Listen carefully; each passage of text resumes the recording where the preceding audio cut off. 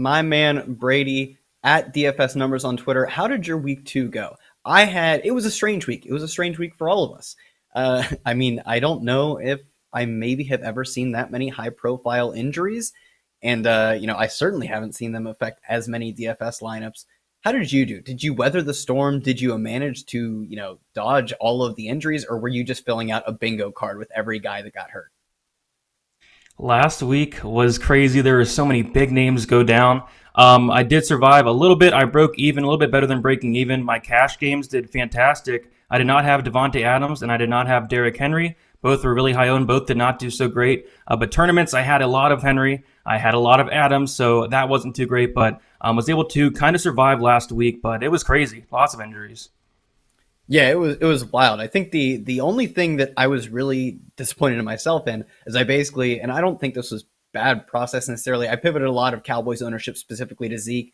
If Dak's going to punch in three from the 1 yard line, it is what it is. Didn't mind that play too much. I probably should have just gone higher exposure on both. And it looks like I'm going to get the chance to rectify that mistake this week because we are going to have another smash spot for Dak. Let's get into it. I'm going to start with our 1 o'clock games. We don't have to talk about every game. The perfect example comes up: Washington versus Cleveland. Washington 7.5 point dogs to Cleveland on the road, a 45 point total. Not a ton of line movement here. I mean, Cleveland's implied total 26.25 is quite nice, but I just can't find myself getting more interested in this game other than one-offs because of the Washington side, really. I don't see Dwayne Haskins putting up much of a fight. It just seems like, yeah, they played okay against Philly, but it wasn't really on the back of Dwayne Haskins. It was back on the back of a good defense and Peyton Barber punching in some touchdowns. I'm not sure he has what it takes to make any game worth stacking that he is in. Is there any interest in stacking this game for you? Or are you just looking for one-offs? Yeah, I'm not really interested in this game as a whole. I mean, this Cleveland offense, they have all the talent in the world. It just seems like they can't really put it together. Kind of seems like it's going to be an inconsistent fantasy year. We don't know if we can trust Odell Beckham on any given week. So I'm not too interested in anything from the Cleveland side, really. But Logan Thomas is somebody I really like from the tight end. He's been fantastic this year. In the 2 games, he has about 16 targets, 8 receptions, and he scored only 6.6 fantasy points last week. 13 before that, but the Browns are really, really bad against the tight end. I think they were one of the worst defenses last year against the tight end. So Logan Thomas is something I'm looking at. McLaurin had himself a game last week as well, and he's having himself a good season as well. 28 points last week, 11 before that, 17 targets on the year. So I can see them coming from behind. I think the Browns should get out to a big lead here. Browns are 7-point favorites, so there could be some possible garbage time, but that's about all I'm interested in. I don't know if I'm going to go to Chubb. I don't know if I'm going to go to Hunt. And like I said, Odell, Landry, you just can't trust any of those guys. Yeah, I would say I think you could consider Chubb, especially if you do believe that the Browns are just going to wash Washington. But outside of that, yeah, it seems like he's negatively correlated with his quarterback in the sense of you want him to have a solid lead and you want him to rack up fourth quarter, third quarter carries, and that doesn't really, I want to shoot out if I'm playing Baker Mayfield. So I'm not sure I'm really ever considering playing them in the same lineup. I could see running a one-off with, I really like Logan Thomas. I believe he's only 3,700 on DK. His ownership doesn't look to be through the roof. So he's a guy that I think you could consider running, just a 1v1 of Chubb or maybe, Jarvis or Odell. Run a 1v1 of them versus either McLaurin or Logan Thomas. But just generally, yeah, a game that I'm not too excited on. There are certainly pieces. There are talented pieces in this game. But just both quarterbacks, mostly Haskins, but even Baker Mayfield is, like you said, inconsistent at best. This whole offense stemming from Baker can be good, but do we know they're going to be good on a weekly basis? It seems not. Let's move on to another game that has I find this to be a weird total. It is New England -6, 47.5 point total. Are we seeing an overreaction? Maybe this is all New England. New England being 6-point favorites, a lot of the implied points are going to them. But I would have thought if you had obviously before Monday night asked me the New England Patriots playing the Las Vegas Raiders, I would have thought this would have been one of the widest spreads and one of the most miserable totals of the week. But we see not only Las Vegas pulling off the upset over New Orleans, but then we also see the Patriots, although they don't end up winning, their offense looks just stunning, and it looks better than it did with Tom Brady. What do you make of this game, this total? Can you stack this game? And I would say, as much as it's surprising to me, The upside for stacking it is it seems on both sides of the ball, you've got N'Keal Harry, Julian Edelman for the Patriots. It is so concentrated to them. And on the other side, it is Darren Waller in the passing game and Josh Jacobs in the rushing game, and that's it. Is that what makes you interested in stacking? I'm probably still not going to be super high on this game, but is that a reason that you would consider stacking? Because it is quite easy. Yeah, I mean, there's a couple games I'm really high on, so I don't know if I'm going to have too much of this game, but Cam Newton has been like, exceeding expectations from pretty much everybody. I mean, is exceeding mine for sure. 38 points last week against the Seattle Seahawks. That is extremely impressive. I definitely think he's in play and you can stack him. I really like N'Keal Harry at 4,200. He is questionable, but I believe he's going to play. He had 12 targets last week, 12 targets, 6 in week 1, 18 targets through these first 2 games. And at 4,200, I think that's way too cheap. So if you did want to stack a Cam Newton and a Harry, run it back with Josh Jacobs. Waller is a very good tight end choice as well, but I don't know how much Waller I'm going to have with Logan Thomas, like 2,000 less. So really in this game, I'm just interested in that value play on Harry. Just way too cheap, and I think is a fantastic player, and Cam's been throwing it to him. Yeah, another game that it's enticing, but for me, more of one-offs. The next game, this may be one of the games you're getting excited about. It's a game that I'm getting excited about. Buffalo versus Los Angeles. Buffalo, 2.5-point favorites, a 47.5-point total that is on the rise, opened at 45, has come up 2.5 points. It seems like the betting markets are saying we are going to be seeing more points than expected initially in this game. And I mean, you have to start by talking about Josh Allen. I'm not a giant proponent of Josh Allen. I thought he is what he is. He's a guy who's a good rusher. He's got a cannon for an arm, but he can hardly control it.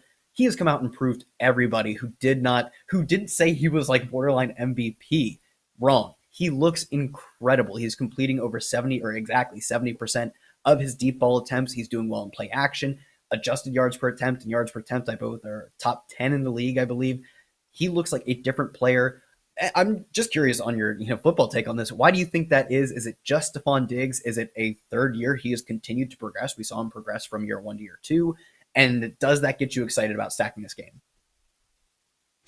I mean, it's tough because you got to look at who he's played, the Miami Dolphins, the New York Jets, and I'm really, really high on Josh Allen. I really like the guy, but we got to take a look at who he's been playing. So this is going to be a little bit harder matchup than Miami in New York here, but I still think he should be fine. The only problem is I feel like he's going to be high owned. I mean, this is the guy, I believe he has the most quarterback fantasy points out of anybody on the slate, more than Jackson, more than Mahomes, 37 last week, 33 the week before, but that level of competition kind of worries me. If he's able to keep doing that throughout the year, I will definitely be a firm believer in Josh Allen, but I think you can definitely go to him. He's, stackable options with Diggs, someone who's averaging 24.5 DraftKings points through the first 2 weeks.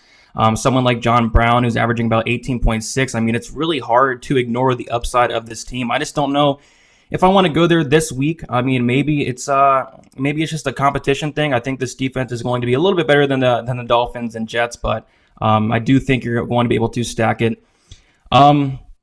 From the running back standpoint of this game, not all that interested in. I mean, it's really hard with Singletary and Moss and, all them splitting carries. So really, I guess it would just be Josh Allen for me. But this could be one of those sneaky games because there are going to be 2 very, very chalky games we'll talk about. This could be kind of a game that goes a little bit under-owned. So for that reason, I do have some interest in it. Yeah, that's kind of the big selling point for me is you get a good total. You get 2 quarterbacks who are capable of putting up fantasy points. We've seen mostly Jared Goff let his running backs get the work done, but when he's given time in the pocket, he's been quite a solid. I don't want to say he's been a great thrower, but we've seen when he gets time in the pocket, when he's able to get in rhythm, he's a guy who can make plays happen. And we've seen that if you believe, I especially think this game is important to at least look at if you believe the Bills end up winning, because when Sean McVay is losing, that's when this team gets fun. Last year, when they were losing by 7 or more points, they were the fastest team in the NFL by over a second per play. And when they were losing at all, at any deficit, they were the most pass-heavy team. It was like something like 70% of their plays or something were passes. So when they're on their heels, they play fun. And they have the weapons to make it happen, and they're going to be low-owned. So I think in terms of a contrarian spot, this is a game I would love to target. And I don't think it's going to take a ton to be over the field on almost everyone except for probably Josh Allen. Josh Allen will garner some ownership. Outside of that, I don't think his weapons are going to be too highly owned. And my ownership projections have the Rams side being, completely left for dead. I like them more than that on a very solid game on a slate that really seems to be condensed to, like you mentioned, just a few games. One of those games is not New York versus San Francisco. Oh my lord, I am. This will be maybe the shortest conversation we have. A 41 point total that has come down since it opened. San Francisco, I haven't seen any news on this recently. Could be without Jimmy Garoppolo with an ankle injury. The Giants without Saquon Barkley. Now they have. You could have talked me into some Dion Lewis. Devonta Freeman in the mix. Maybe he gets a late inactive, but he was on the field today in practice. So honestly, I think we're going to see a 2 to 3 headed committee for the Giants. On the other side of the ball, San Francisco, no Raheem Mostert, no Tevin Coleman. I'm not even that interested in Jerick McKinnon. I believe it's 63 career games, no games over 20 carries. Even Jeff Wilson, who is I would rather play, has like 19 career games and one career game over 20 carries. McKinnon is, as much as I love his athleticism, is basically just like Dion Lewis, Giovanni Bernard, whereas Jeff Wilson could be Raheem Mostert. Maybe that's his role. So I could see him being a decent pivot play, especially if McKinnon creeps up to like 10% ownership. Outside of that, this game, honestly, I am finding it hard to talk more than I am about it. Yeah, for me, I think a lot of ownership's going to go to Lewis. Obviously, Barkley's out, so that Lewis should be the top guy. But they did bring in Devonta Freeman, so a lot of question marks with that backfield now. I kind of want to wait a week to see how it plays out, and especially with Lewis probably gaining some ownership. Might just want to stay away there because there are much better plays, especially around this price range. McKinnon is pretty interesting because he can catch the ball 4,900. I think it's a fine play. Will be pretty chalky though. And then Wilson, like you mentioned, is kind of interesting. 4,000, very very cheap. If he does go into the Mostert role, maybe scores a touchdown or two. I don't know. It could be a good play as well. But that's pretty much where I'm looking for this game. Not a game I'm all that interested in. Really really low total here. So yeah, really probably just McKinnon. Maybe a couple shots on Wilson for me. Yeah, I kind of like the Wilson pivot, especially if we see the Jerick McKinnon ownership creep up throughout the week. And I think potentially we could see once, I'd imagine Devonta Freeman ends up being active. Once people kind of come around to the idea that it isn't just going to be the Dion Lewis show, we could see a lot of that Dion Lewis ownership shift towards McKinnon. And he could end up being, I don't want to say the chalk of the chalk because there are actually really good running back values on the slate. But if he hits, 15%, 10% ownership, Jeff Wilson would be like a Millie Maker level pivot that I think you could get some exposure to. But yeah, this game, I don't know, man. Not much for me here. Next game, I have some interest in. I have interest in theory. Does that turn into interest with my dollars? I'm not so sure. Pittsburgh, -4 favorites over the Houston Texans, a 45-point total. That total is right, middle of the pack on this slate. And for the ownership, maybe that makes it worth targeting. My only concern is this Texans team has not looked the same without DeAndre Hopkins, and that shouldn't be surprising. Teams should look better with DeAndre Hopkins. But man, they have struggled pretty consistently versus two good or great defenses, particularly Baltimore. I love Deshaun Watson. I'm not sure what this team is capable of against another great defense in Pittsburgh. My only selling point that I can throw out to you is that Deshaun Watson is really good. Ben Roethlisberger has looked perfectly fine, and I like when two quarterbacks face each other in a good game. But, how do you feel about Watson specifically versus an awesome Pittsburgh defense? Yeah, I'm gonna have to stay away from Watson. I don't think this is the week, especially against a Pittsburgh defense who, their defense has been looking fantastic. Watson, averaging about 18.8 DraftKings, and there's just other quarterbacks I want to go to this week that we'll definitely talk about. I guess Ben Roethlisberger is kind of interesting. He's been averaging 22 points per game. He had 22 last week, 22 the week before. Against this Texans defense, I think he can have some good success here. He throws the ball a ton, that's what I like about Pittsburgh Steelers. And of course, I have James Conner in season long, so it does get frustrating. But they do throw the ball a ton, 41 attempts last week. And these wide receivers for the Steelers are very interesting, especially Deontay Johnson. He's been looking very, very good this year. 23 targets through 2 games, which is one of the best in the league. Had 23 last week, 5,400. Very, very cheap option there for the Steelers. Other than that, I think Connor's a fine option. There's other guys I like better, though. Maybe the Steelers' defense, if you think that, Watson will be able to get it going this week in the Texans' offense. So pretty much for me, I guess Deontay Johnson's someone who I'm looking hard at. Other than that, not all that interested in this game with like a 45-point game total. Yeah, there's two ways I think I would at least want to consider approaching this. I like the Pittsburgh defense call specifically because Watson is a guy who hasn't looked great through the first 2 weeks with the no DeAndre Hopkins experiment. And even with Hopkins, still took a decent, like a sacks at a very high clip. And that's something that seems to just be a product of how he decides to play, which he's fun, but that also does lead to sacks. And sacks are one of the best ways to have a ceiling game from a defense. And he also is aggressive, which can lead to interceptions. You could stack him with James Conner. I'm not super sold on James Conner right now. I love James Conner, and I think it's just my concern about probably just his health, honestly, that has me always worried. Every time he gets a carry, I clutch my pearls, I hold my breath, and I think, please God, James Conner, you're the only third round running back I have in best ball. Don't get hurt. And of course, he gets hurt the first time we see him, but he comes back last week with an impressive game. And then Deontay Johnson, still, he looks like the number one receiver in Pittsburgh at this point. I believe he has over a 30% target share, and like you said, one of the better target totals. I love Juju, but he seems to be the number one receiver on this team. Juju playing out of the slot is kind of being relegated to a Jarvis Landryan role where he has like a 4.4 ADOT.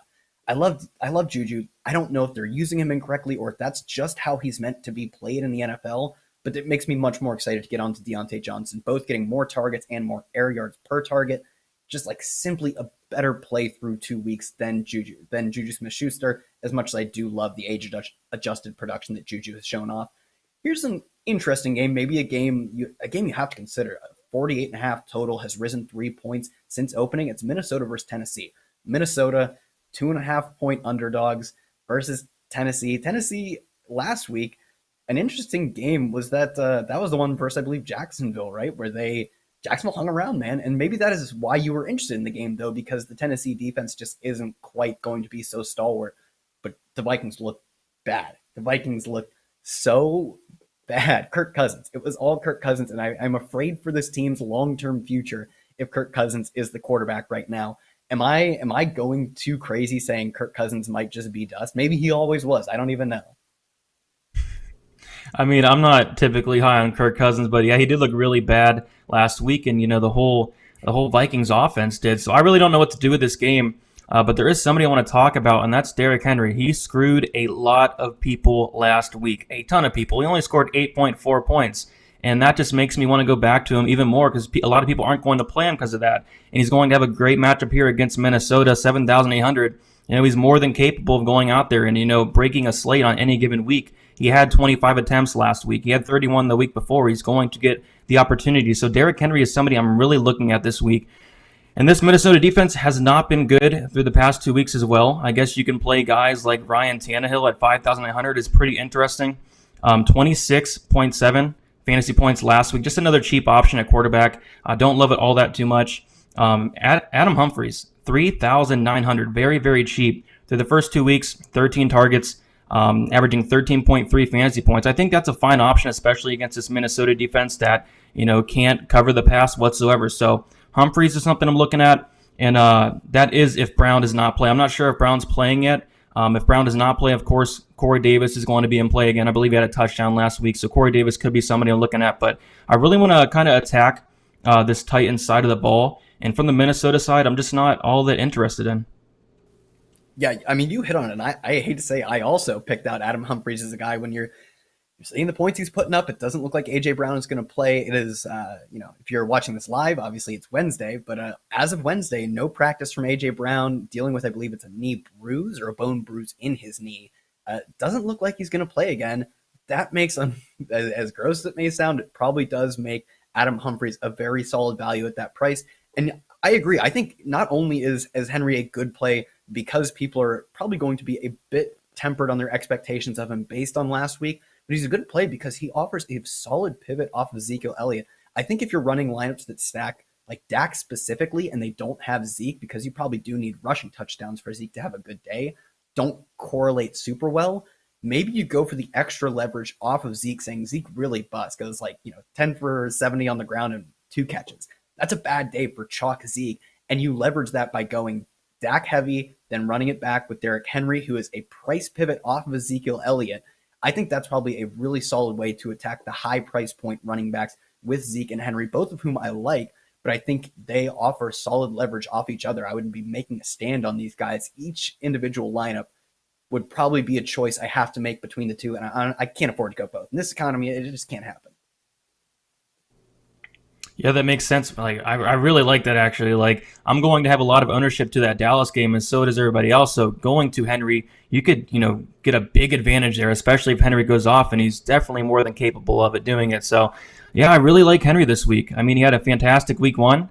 Everybody was on him. He had about 19, 20 points in week one, and then he screwed a lot of people. So I feel like that ownership's going to be very low, especially compared to a guy like Zeke.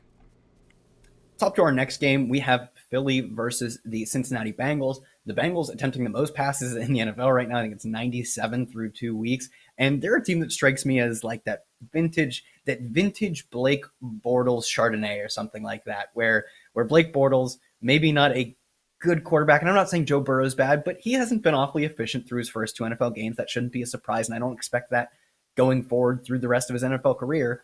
But when they're bad, they are still good for fantasy.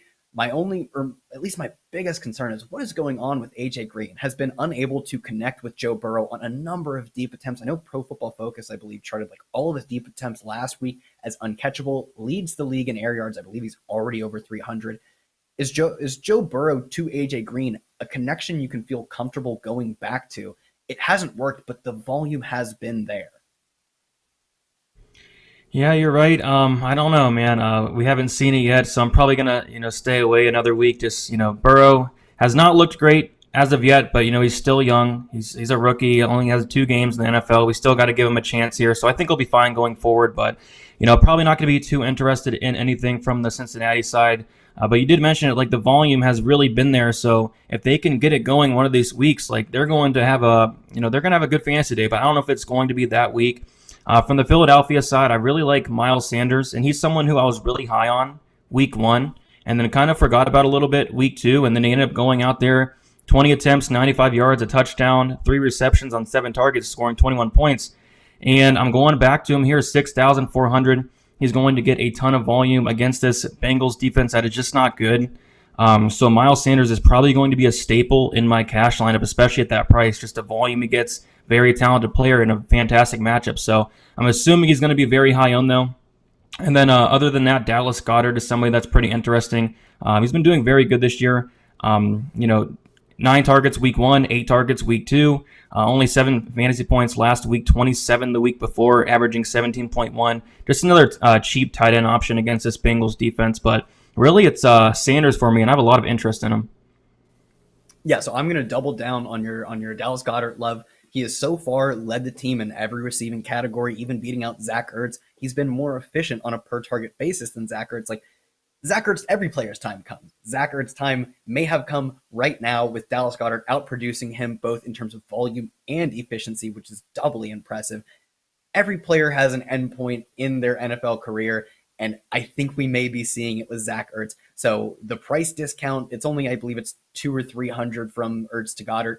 That is just going to flip at some point. I'm still going to be buying Goddard as long as he's cheaper, and the ownership should also flip at some point because right now I'm looking at ownership projections that are significantly higher on Zach Ertz than they are on Dallas Goddard. One other piece of news that I want to hit on in this game before we move on: Jalen Rieger, a UCL thumb injury, is I don't know if they put him on IR yet, but that looks like the plan. He's definitely not playing this week. Deshaun Jackson, the number 2 player in air yards, depending on how you calculate it. I think Calvin Ridley, there's a few deep passes that he was like, let's say he was 20 yards downfield. The pass goes 40 yards downfield. Do you count that as 20 or 40? I don't know. But depending on how you count it, Deshaun Jackson, second in the NFL in air yards and has not converted on a ton of them either. So you have 2 guys who are, if they are good enough for it, they're both old. They both might have quarterbacks who aren't great right now.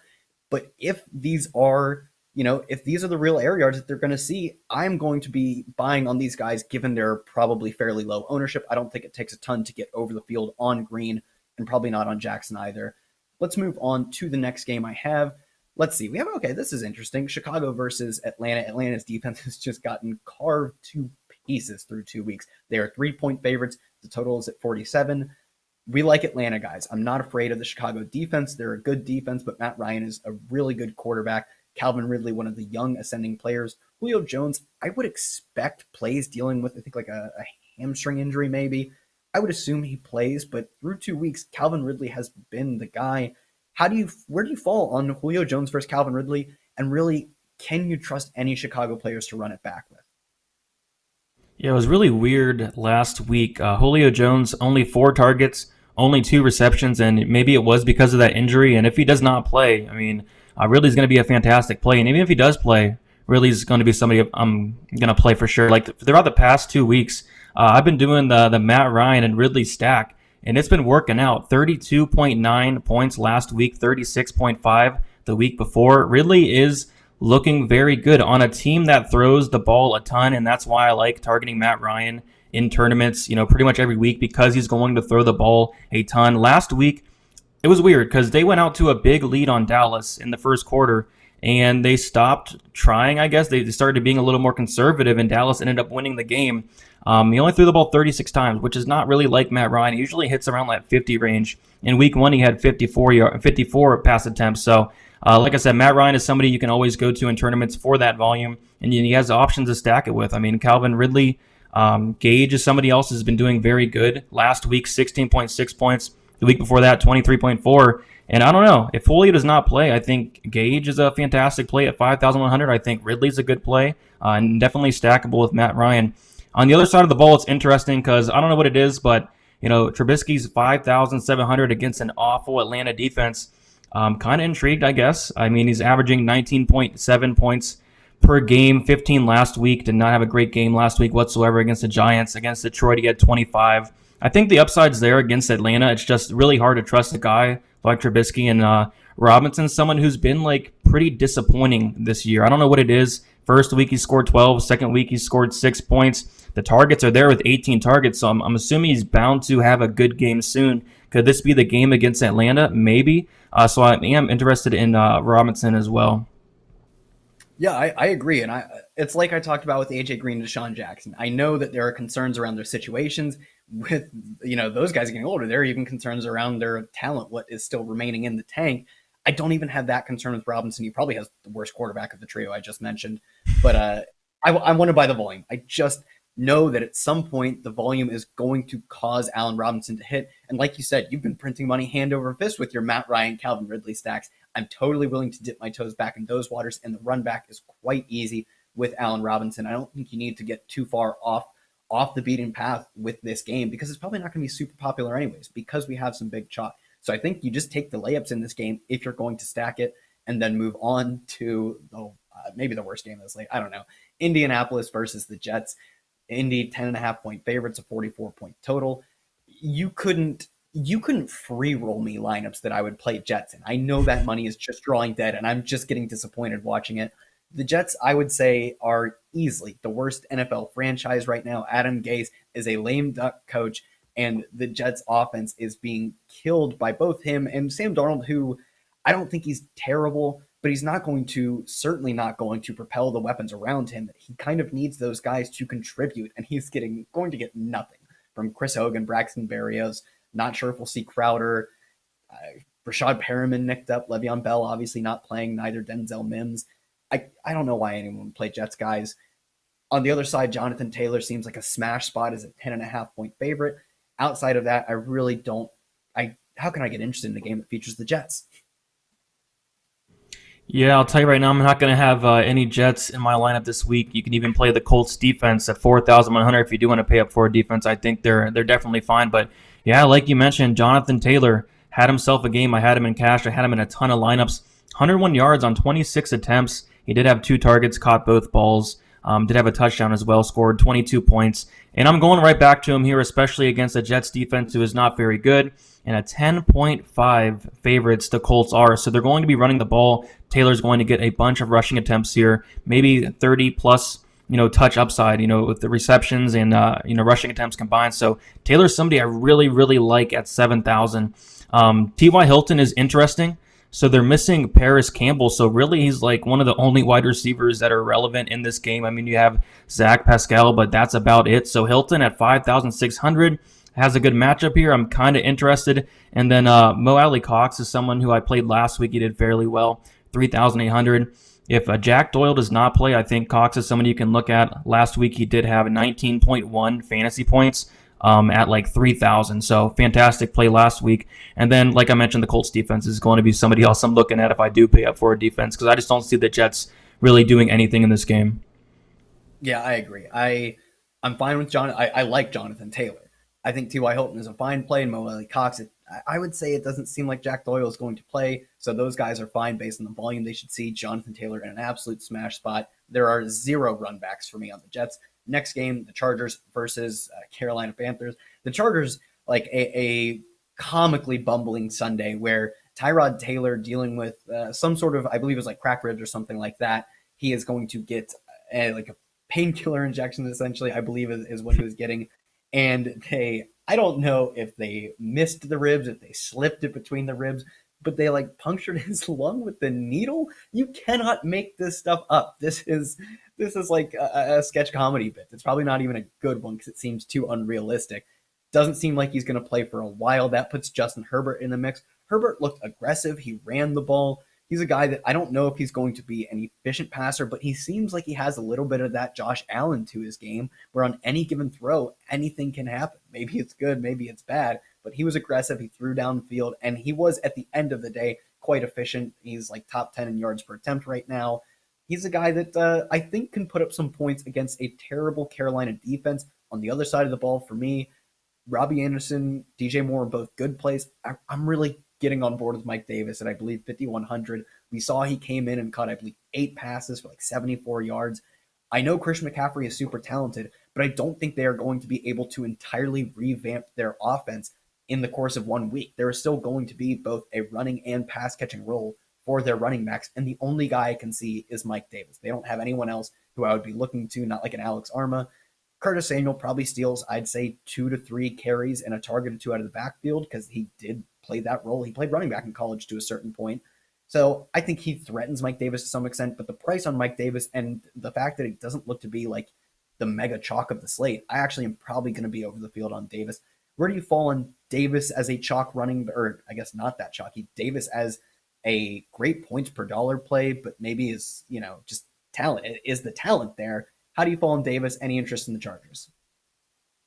Yeah, I don't think we have to worry about the talent too much because I think the volume is going to be there for Mike Davis. I mean, last week, 15.5 points. He's going to have a lot of upside. He's going to get a lot of receptions, especially in a game where they're most likely going to be trailing quite a bit. I mean, they're pretty sizable underdogs, like 6.5, which is the second biggest underdog on the slate. So he's going to get those receptions, and as we know, they're very, very important in daily fantasy sports. So, yeah, Mike Davis at 5,100. I think people are going to shy away a little bit because the Chargers have a pretty solid defense, but he's going to be able to pass the ball, and they're going to probably be coming from behind, maybe some garbage time upside for Davis. And so Davis is somebody I'm really looking at. And like you mentioned, Robbie Anderson is a fantastic play. He's been very, very, very impressive this year. 21 points last week, 28 the week before, 18 targets on the year. 5,200 is somebody I'm looking at. I think he's a fine play. Moore's a fine play as well. On this Chargers side, I don't know. Herbert is kind of interesting here at 5,900. He had 33 attempts last week, 22 completions, 311 yards, a touchdown, ran the ball a little bit, scored, running it in as well. Herbert's kind of interesting here against a very, very poor Carolina defense. So Herbert's somebody we're looking at. Of course, tons of stackable options. Keenan Allen at 6,100 has been pretty good, especially last week, scored 16.6 points. A little bit pricey, but I think he should do fine. Austin Eckler is someone who I'm really interested in against this Carolina, who has like one of the worst run defenses in the league. The problem is he's splitting a lot of carries with Kelly. Kelly had a ton of carries last week, 23 carries last week. He's 5,000. I think even Kelly's fine, but I do want to target these Chargers running backs. Eckler should be fine at 6,800. I'm not sure how owned he's going to be because Kelly's getting all this love, but I would not be surprised if Eckler had a decent game. And in week 1, it was kind of concerning because he only had 1 target. But now that Herbert's playing, Herbert threw him the ball 4 times. So maybe Herbert playing really helps out Eckler in this game. Yeah, I think that is a very salient point to make, is that I would say, almost without a shadow of a doubt, one, Justin Herbert just seems like the better quarterback of him and Tyrod Taylor. Tyrod Taylor, a guy who I liked back in the day when he was with Buffalo, and at this point, his week 1 performance was so lackluster, and it seems like not only is he as a passer not a guy I'm excited about, but his rushing output steals from his own running backs, and then he doesn't throw to the running backs. So I would say even for both running backs, getting a better offense overall because of the change and then getting more targets out of the backfield from Justin Herbert. It just seems like it's wheels up for potentially Eckler, but also just both running backs against a terrible run funnel defense in Carolina. The bring back options are good. With I think even I'm not normally bringing back a running back, but I think Mike Davis could be the exception simply because of his points per dollar projection. I have him projected as one of the better values on the slate, and because he can catch passes. We saw it in the last week, and we know that role does exist on this offense. So I think a running back bring back is not out of the question here. And I do like Herbert. This is a guy that I'm probably going to be over the field on until people catch up to his potential. I don't know if he's going to be perfect every week, but he's going to have some spike weeks. Our last, we're 3 games. We have 2 games that are chalk of the chalk, and then one more bonus game. Cardinals versus Detroit. Cardinals are 5.5-point favorites. A 54.5-point total has come up 1.5 since opening. I mean, this seems like the game that everyone is going to be trying to get on outside of the next game we'll talk about. Kyler Murray probably going to be, if not the highest owned quarterback, one of the 2 to 3 highest owned, as are both his running backs and or at least his running back and his number one receiver in DeAndre Hopkins. A lot of chalk here in a game that it is going to feature points based on the Vegas total. That is the second highest of the slate, I believe, just behind the next game. But what are you doing when a game is so popular but does just seem like the smash spot? Yeah, this does seem like a smash spot. I'm going to have a lot of ownership in this game. I really like Murray. I've been playing him every single week, and I'm going to continue 6,800 this week. 33 points last week, 27 the week before. He has a lot of volume to him. I mean, he's throwing the ball 40 times week 1, 38 times week 2.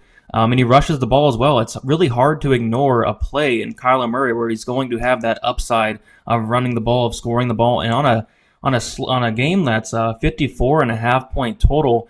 It really, draws some interest for me. So Kenyon Drake, I don't really understand the price point of 6,000. I mean, all the volume is there for Drake. 20 attempts, 2 receptions last week, and it seems like he should be doing good. But 11 points last week. He's going to break out one of these weeks, and I do think it's going to be this week on a game that's projected to score this high. Drake just seems like an absolute smash spot. Hopefully, people kind of see that he hasn't been doing too good week 1 and week 2, and don't play him this week because I'm going to have a solid amount of Drake. I think he's a really good option. And, of course, DeAndre Hopkins leads the league through targets through week 1 and 2 here.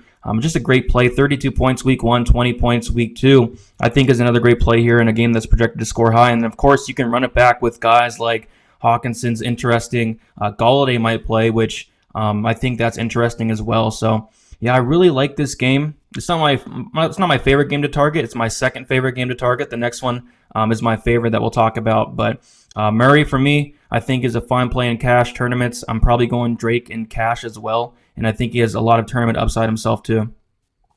Yeah, I'm locking Murray in cash until he gets like at least to the number probably 3 quarterback on the slate. And it's because of his rushing production. I don't think he is, 10 times better than any of the quarterbacks we'll see in the next game.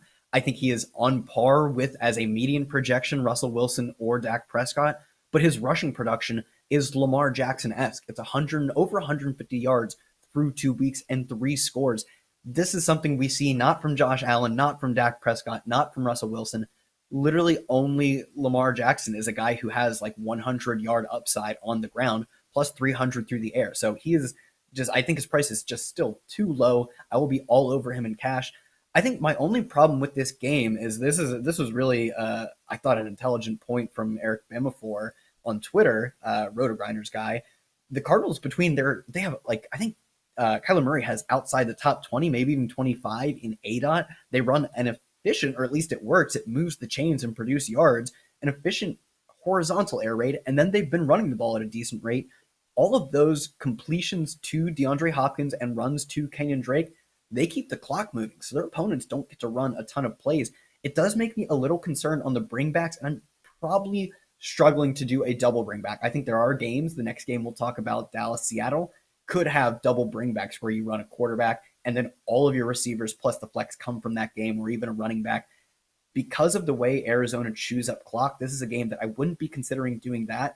And you could also just go DeAndre Hopkins, who, because he has 10-plus catch upside, those aren't points that directly go to Kyler Murray. Receptions are only scored by the receiver, obviously. So I think you could just run like a single player from this game, a DeAndre Hopkins or a Kenyon Drake, who has multi-touchdown upside, and then move on to our next game. Certainly the marquee game of the slate in terms of overall scoring. Seattle, 5-point favorites over Dallas, a 55.5 point total, 1 point ahead of the game we just talked about. I would start this by just which side of the ball do you want to be on? Do you want to be on the Dallas side or the Seattle side? Obviously, both are in play. And if you want to be over the field on both, just say so, because I can see a scenario where this game hits, we've seen it with Dallas twice now. Their games are going to score points, as are Seattle's. They both played good fantasy matchups. You like, especially with this new look Patriots, you like when Seattle plays New England. You love when Dallas plays the Falcons. But these two teams are playing teams that give up fantasy points. So for me, the matchups should actually illuminate the previous matchups for both Dallas and Seattle, should illuminate what this game will look like, which is a ton of fantasy points. And I think the Kyler Murray chalk and the DeAndre Hopkins chalk should keep Dallas to a point where they're not absolutely insane.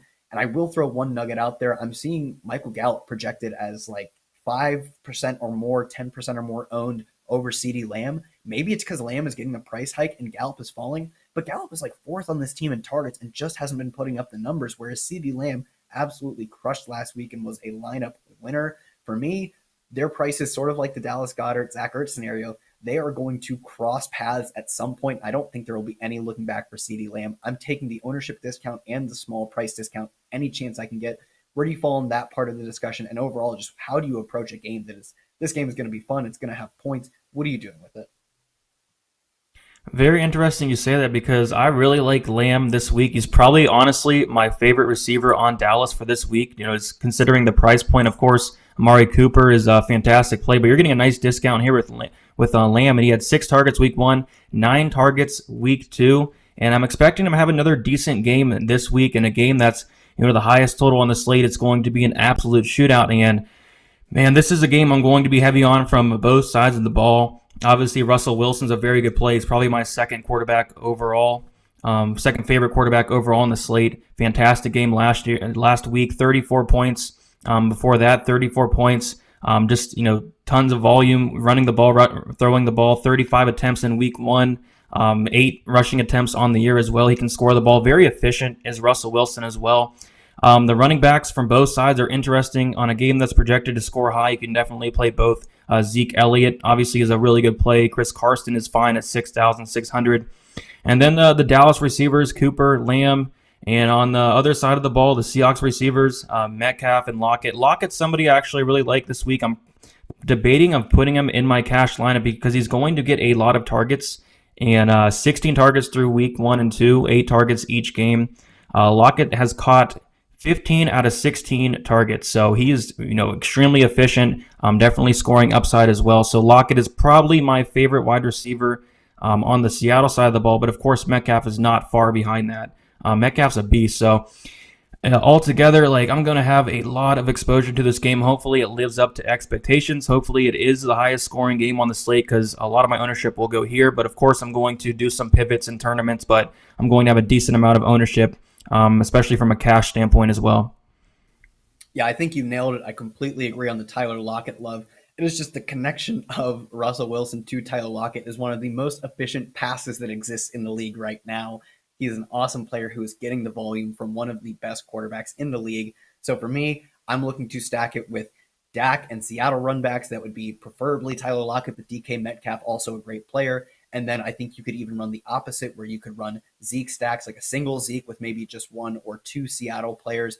Even Chris Carson is absolutely in play. And we did see last week that it wasn't a 50-50 timeshare between him and Carlos Hyde. He clearly has the edge, obviously, and he has pass catching upside. So I love all the pieces in this game. I would just say that I'm probably trying to only target a passing game and then a run back, or a running game and a run back. I don't think I'm going to be playing much Zeke in my Dak lineups. And I would say the same for Chris Carson in my Russell Wilson lineups.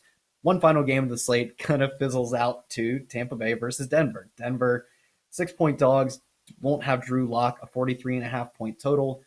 Tampa Bay, I'm not sure what to make of their backfield. Leonard Fournette got most of the work after, I believe, Ronald Jones dropped a pass and fumbled even. One of the two, if not both. Leonard Fournette ended up scoring, I believe, 2 scores, hits 100 yards. I still don't feel confident. We see LaShawn McCoy racking up catches out of the backfield. He's their third down back. They're splitting, or I would imagine they still split their rushing workload. Are there any parts of the running back game you're interested in? I guess on either side of the ball. And how are you approaching the Tampa Bay passing game, which could be the way that you want to attack a solid 24.75 implied team total? Yeah, not a game I'm too high on overall. I really don't know what to do with the Buccaneers running backs at this point. I was expecting Jones to. I mean, he got like close to 20 carries in week one, 17 carries in week one, and then last week only seven. So it's really, I don't know. Probably gonna stay away from these running backs. And Fournette is priced up to 6,200. You know, splitting carries with a couple running backs, splitting snaps with McCoy and Jones there. I just don't think it's worth to pay that 6,200 on a slate with so much value, so many good plays around that area. So I'm going to stay away from the Tampa Bay running backs. I guess, of course, Mike Evans is always in play. Had a fantastic game last week. Chris Godwin did not play. I believe Chris Godwin's playing this week. So Chris Godwin's back in play. 6,700 is still too cheap for a guy like Chris Godwin. Other than that, you know, the Broncos side of the ball, like they're really beat up. I believe, like, you know, like you said, Locke's not playing, Sutton's on the IR, Judy's questionable. It's just really ugly this week. So the Buccaneers defense at 3,700 really makes sense to me. You know, considering Denver being so beat up, and Melvin Gordon, he looked good last week, but against this Tampa Bay Buccaneers run defense, which is best in the league, fantastic run defense, I just don't see him doing much at all. 5,800, I'm just not too interested in. He's not really going out there and catching a ton of passes. I think he has like three receptions, two receptions last week and three receptions week one. So I don't really see him going out there and, you know, being able to catch passes like Kamara did, like Mike Davis did, like McCaffrey did against this Buccaneers defense. Yeah, I agree completely. The crux of the argument is without Drew Lock, they are assumedly going to play Jeff Driscoll. They signed Blake Bortles, but I'm not sure if the turnaround on a quarterback entering Denver will be as fast as getting him in I don't know what it'll be 4 or 5 days. So I would imagine we see Jeff Driscoll. But honestly, I don't care which quarterback it is. I don't want to play parts of a team that are quarterbacked by either of these two guys. On the other side, I'm fine with both Chris Godwin and Mike Evans. Last year, they were greatly negatively correlated. They almost never, if ever, went off in the same week. So I'm not really looking to stack this team.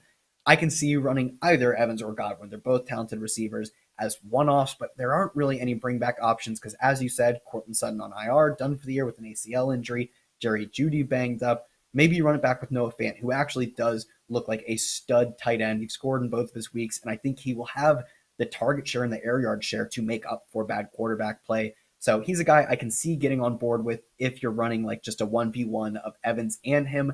Outside of that, this is a game I can really pass on. That's it. We made it through the main slate. We covered the chalk, we covered some pivots. I think that is all we have for you guys. So for myself on Twitter at Kyle Tweets here, you can find Brady at DFS underscore numbers on Twitter. That's gonna do it for us, guys. I think that's everything.